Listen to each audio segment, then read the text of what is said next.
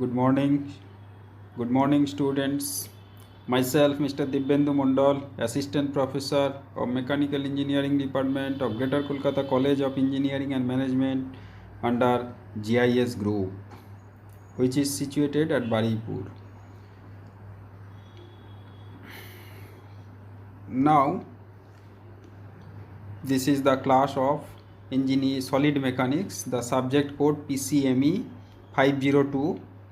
This is my lecture number 9 of module 1, and today's topic numerical problem on stress. Okay, numerical problem on stress, different types of numerical problem today we want to discuss. Okay, let's start. Okay, good morning. Good morning, students.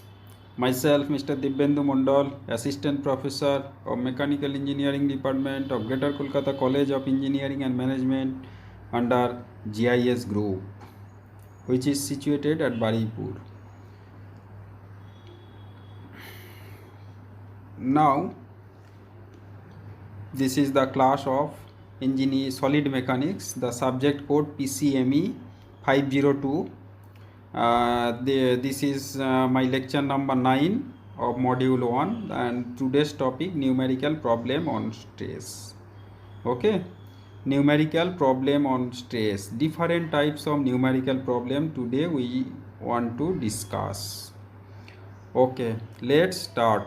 Okay, a member ABCD is subjected to point load P1, P2, P3, P4 as shown in figure. P1, P2, P3, P4. The P1 and P3 is same directional, and P2 and P4 that is the opposite directional. So P1 and P2, P1 and P3 that is the same directional, P2, P4 opposite directional, and different area is given. One is the 625 millimeter square. Another one is the 2500 millimeter square. Another one is the 1250 millimeter square. Calculate the force P2 necessary for equilibrium if P is equal to 45 kilonewton and P3 is equal to 450 kilonewton and P4 is equal to 130 kilonewton. Determine the total elongation of the member assuming the modulus of elasticity to be 2.1 into 10 to the power 5 Newton per millimeter square. Given part AB, that is the area is equal to 625 millimeter square, and length L1 that is equal to 120 centimeter, that is equal to 1200 millimeter. Part BC, calculate part BC. Actually given part BC area is equal to 2500 millimeter square, and length L2 is equal to 60 centimeter or 600 millimeter. Part CD, area is equal to A3 12 millimeter square and L3 is equal to 900 millimeter. Value of E that is equal to 2.1 into 10 to the power 5 Newton per millimeter square. Value of P2 necessary for equilibrium, resolving the forces on the rod along the axis, equating the forces acting towards right, those acting towards left. We get P1 plus P3 is equal to P2 plus P4. Actually P1 and P2, P1 is equal to 45 and P3 is equal to 450. P1 and P3 that is the same directional. Okay, P1 and P3 that is the same directional. P1 and P3 that is the same directional, and P2 plus P4 that is the opposite directional. Okay, so the forces of 365 kilonewton acting at B split into two forces, 45 kilonewton and 320 kilonewton. 365 minus 45 that is equal to 320 kilonewton. The forces of 450 kilonewton acting at C is split into two forces, 320 kilonewton and 130 kilonewton. So it is clear that the part AB is subjected to a tensile load of 45 kilonewton and part BC is subjected to a compressive load of 320 kilonewton. Here 45 and 45, that is the tensile load, and 320 that is the compressive load. So because of tensile load, there is a elongation, there is a positive elongation, okay, and 130 kilonewton, that is the tensile load here. Hence the part AB, there will be increase in length, and for part BC there will be decrease in the length, and for part CD there will be increase in the length. Increase in the length of AB, P by A1E, PL by AE. Actually P here is the 45,000, A1625 into 2.1 into 10 to the power 5 into 1200. So after calculating you get actually here the increase in length, and increase in length for AB, and increase in length for CD, and decrease in length for BC. The decrease because BC there is a compressive force, so BC is equal to P by A2E into L2. So 320 into 000 divide 2500 into 2.1 into 10 to the power 5 into 5 by 600. Increase in the length CD, that is equal to P by A3E into L3.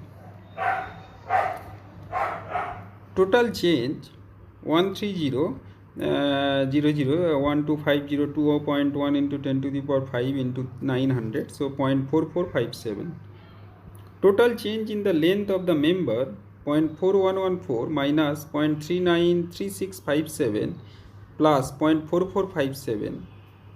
Taking plus value sign for increase in length and minus value sign for decrease in length, so that is equal to 0.4914 millimeter extension. Okay, now another one problem actually.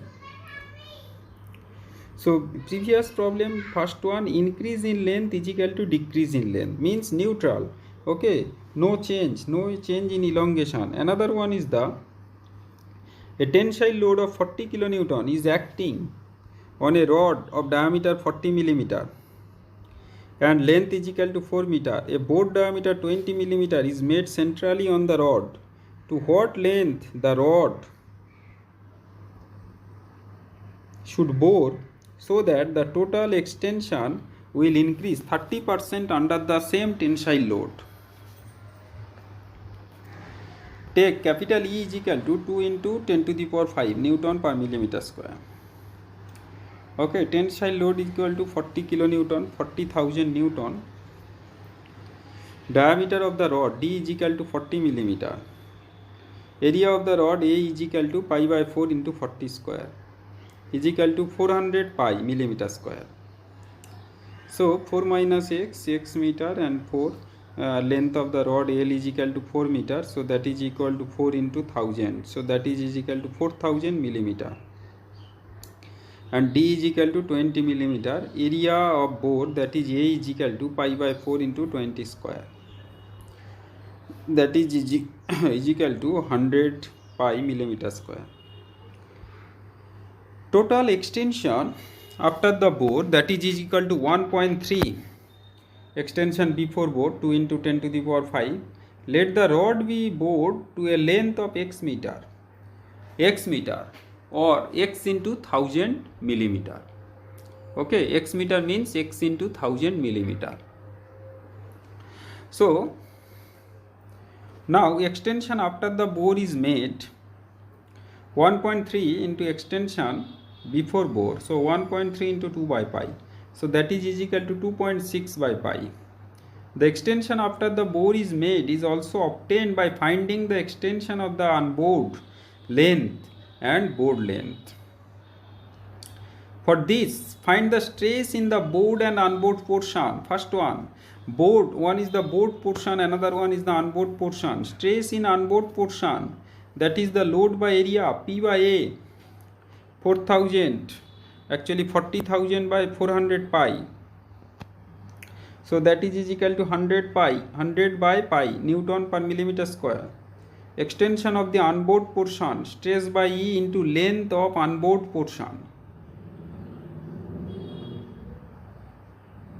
Therefore 100 into pi 2 into 10 to the power 5, 4 minus x into 1000, 4 minus x into divided by 2 pi. Stress in board portion load by area P by A minus A 40,000 divided by 400 pi minus 100 pi. 40,000 divided by 300 pi. Extension of the board portion stress by E, length of the board portion 40,000 divided by 300 pi into 2 into 10 to the power 5 into 1000x. So 4x by 6 pi millimeter. So therefore total extension after the bore is made, so that is equal to 4 minus x by 2 pi plus 4x by 6 pi. Equating the equation 1 and 2 actually 2.6 by pi, that is equal to 4 minus x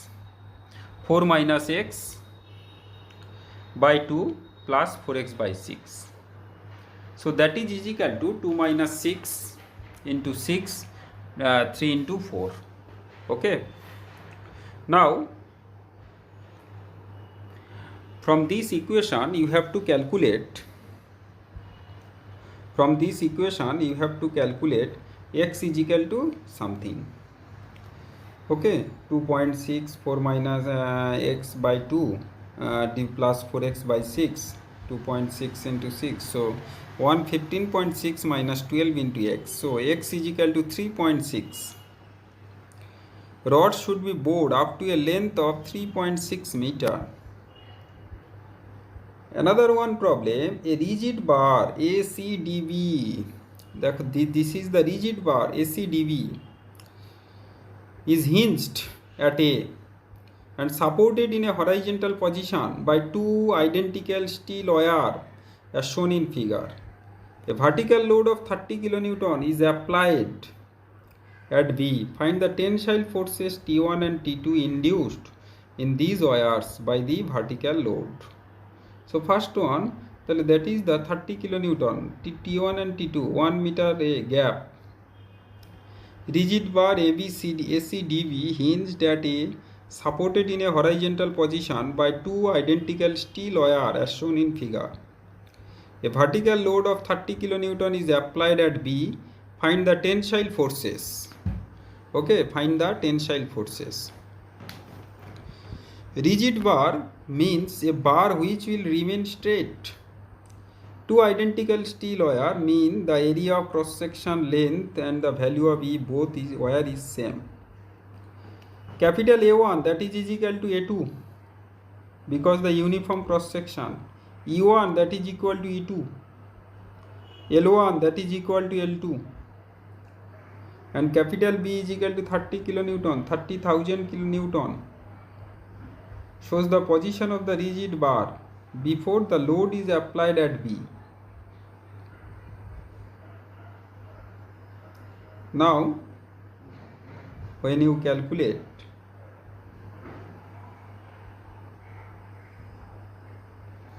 T1, that is the extension of the first wire, T2, extension of the second wire, tension, and delta 1 extension of the first wire and delta 2 extension of the second wire.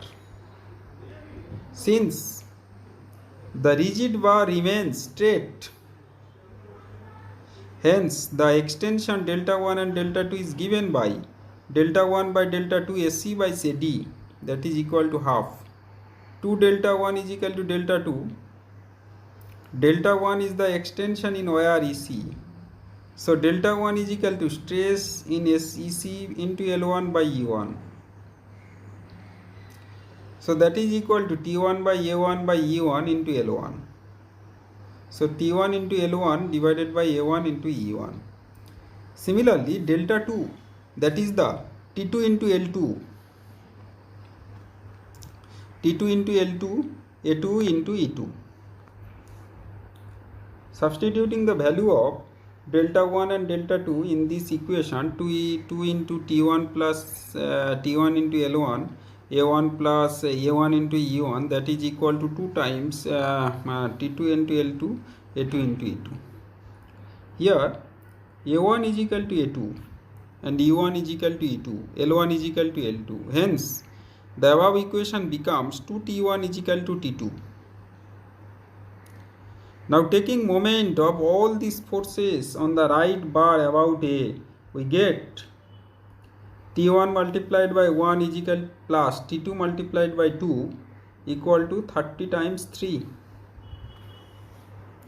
So after calculation you get T1 plus 2T2, that is equal to 90.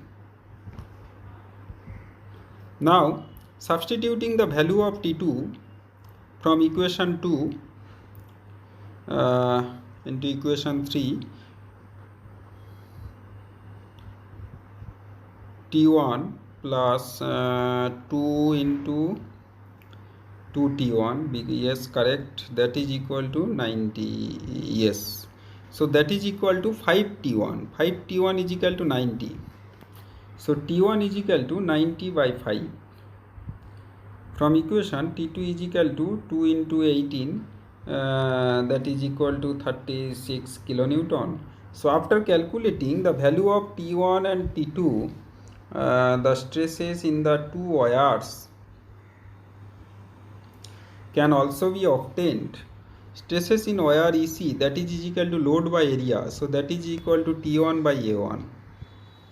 Stresses in wire FD, that is equal to T2 by A2. Okay, T2 by A2. Stresses in wire that is equal to FD is equal to T2 by A2. Another one is the analysis of uniformly tapering circular rod. Actually, a bar uniformly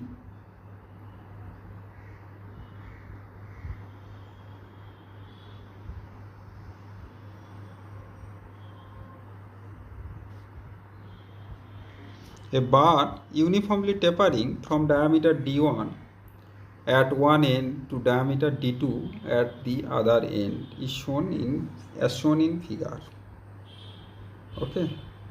Here P is equal to axial tensile load on the bar and L is equal to total length of the bar. E is equal to Young's modulus, and therefore the total extension, okay, here this is the tapering section. D1 is the external diameter, D2 is the external, D2 is the internal. One side diameter D2, another one side D1 and L. Consider a small element of length dx of the bar at a distance x from the left, and let the diameter of the bar be dx at a distance x from the left end. So dx is equal to d1 minus dl minus d2 by l into x. So that is equal to d1 minus kx, where k is equal to d1 minus d2 by l. Area of cross section of the bar at a distance x from the left end, that is ax, equal to pi by 4 into dx square. So that is equal to, that is pi by 4 d1 minus kx whole square. Now the stress at a distance x from the left end is given by sigma x is equal to load by ax, P divided by pi by 4 d1 minus kx whole square, 4p pi d1 minus kx whole square. Therefore the strain epsilon x is the small element of the length dx is obtained by using the equation Ex, that is equal to Ex equal to sigma x by E. Okay, Ex is equal to sigma x by E. Now 4p by stress by E, sigma x by E, 4p, that is d1 minus kx whole square into 1 by E equal to 4p pi E d1 minus kx. Therefore total extension of the bar is obtained by integrating the above equation. Okay, by integrating the above equation. Total extension dl is equal to, so if you integrate 0 to L 4p dx pi e d1 minus kx whole square. So that is equal to 4p by pi e 0 to L d1 minus kx square into dx. Okay. So after calculating, after integrating, you may get 4p divided by pi e k 1 minus a 1 by d1 minus k into L minus 1 by d1. So substituting the value of k d1 minus d2 by L in the above equation, we get total extension dl is equal to 4p by pi e d1 minus d2 by L 1 minus d1 minus d2 d1 minus d2 by L minus 1 by d1. So that is equal to 4pl pi e d1 minus d2. So after calculating 4pl divided by pi e d1 d2.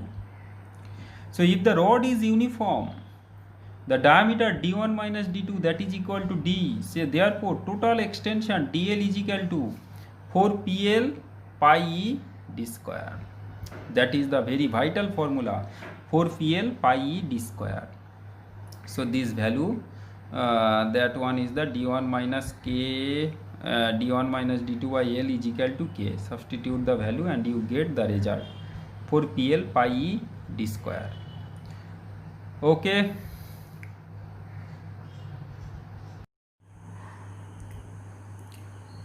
Thank you. This is the end of my lecture. If you like my lecture, you have to subscribe my channel, and feel free, you may contact anytime to clear your doubt, okay, through mail or through WhatsApp or through mobile phone. Okay, thank you.